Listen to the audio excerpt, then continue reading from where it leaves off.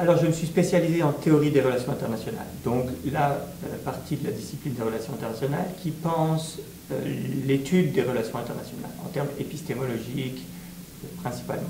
Donc, l'élaboration d'une théorie solide. C'est principalement ce dont je m'occupe.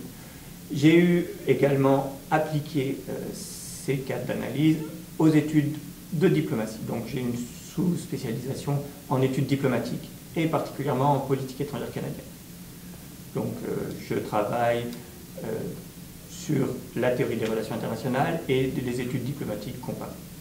Principalement en théorie des relations internationales, je me suis inscrit dans ce qu'on appelle le pragmatisme dans la théorie des relations internationales. C'est-à-dire que je m'intéresse à la combinaison entre plusieurs théories.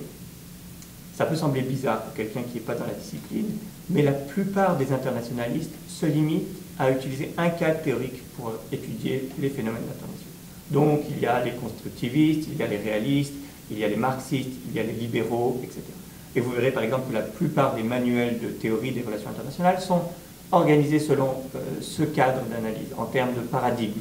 Un paradigme l'un à côté de l'autre.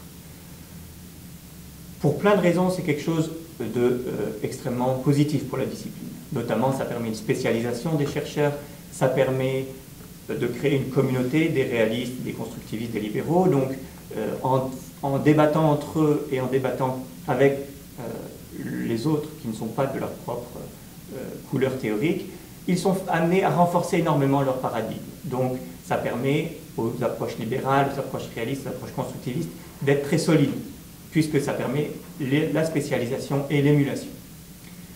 Ceci dit, il y a un certain nombre de chercheurs qui se sont aperçus qu'en se limitant à une seule approche, on créait des analyses qui étaient incomplètes. Et avec l'élaboration de plus en plus subtile des théories, on s'est aperçu qu'il pourrait être intéressant de mélanger des théories, d'en faire prendre plusieurs pour étudier les relations internationales. Par exemple, Samuel Barkin qui tente de mélanger réalisme et constructivisme, et donc de défendre un réalisme constructiviste. Je m'inscris moi dans l'approche que Rudra Seal et Peter Katzenstein ont défendue, qu'ils appellent l'éclectisme analytique. Ça consiste, tel que eux le définissent, à utiliser une pluralité de théories pour analyser les relations internationales, donc c'est la combinaison théorique. Dans leur acception plus limitée, ça consiste à prendre le libéralisme, le constructivisme et le réalisme, et à voir comment ces trois paradigmes ensemble permettent de mieux comprendre un phénomène international. Pour sortir de ce débat entre les trois principales approches, qui sont donc le libéralisme, le réalisme et le constructivisme, j'essaye de trouver des combinaisons théoriques avec des approches un peu plus innovantes, un peu plus originales. Et principalement, notamment, je travaille sur la combinaison théorique entre trois approches. L'approche de la théorie des jeux, je m'inspire de Robert Putnam, qui a fait une analyse de la diplomatie comme d'un jeu à deux niveaux. Des approches postmodernes dans la perspective de Kostas Constantinou. J'utilise l'analyse de la diplomatie postmoderne, et une troisième approche, l'approche de l'école anglaise de Hedley-Bull. Donc ces trois cadres théoriques, l'école anglaise, la théorie des jeux, le postmodernisme, je cherche à voir comment ils sont compatibles et complémentaires. Pour analyser une question qui m'intéresse, qui est les excuses dans la diplomatie américaine. Donc, je tente d'appliquer ces trois cadres théoriques aux excuses dans la diplomatie américaine. Évidemment, ça pose énormément de problèmes de cohérence, c'est des problèmes logiques et des problèmes épistémologiques. Évidemment, ces trois cadres théoriques sont réputés incompatibles parce qu'ils partent de présupposés différents. Ils ont une conception de qu'est-ce que la vérité différente. Ils ont une conception de qu'est-ce que sont les acteurs principaux des relations internationales qui sont différents, etc.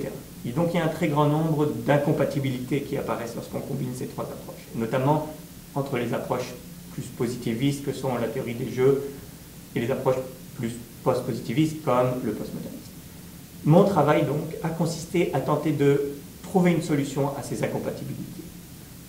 Et notamment, je me sers d'un certain nombre de concepts pour penser la cohérence logique des explications fournies par ces trois cadres théoriques. Donc, le pragmatisme me sert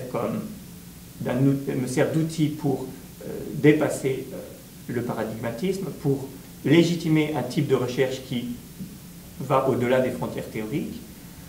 Ceci dit, il ne faut pas croire que le pragmatisme, c'est une façon de ne pas faire de la théorie des relations internationales. C'est une façon athéorique d'aborder l'objet que sont les relations internationales. Bien au contraire, le pragmatisme, c'est une façon d'être conscient théoriquement et d'essayer de comprendre le mieux possible l'objet d'étude. Donc c'est une approche qui est chargée de théorie, avec beaucoup de théorie, et non pas comme on pourrait le croire si on se limitait au pragmatisme entendu comme, dans le sens courant, une approche qui néglige les questions théoriques. Pas du tout. Je vais vérifier.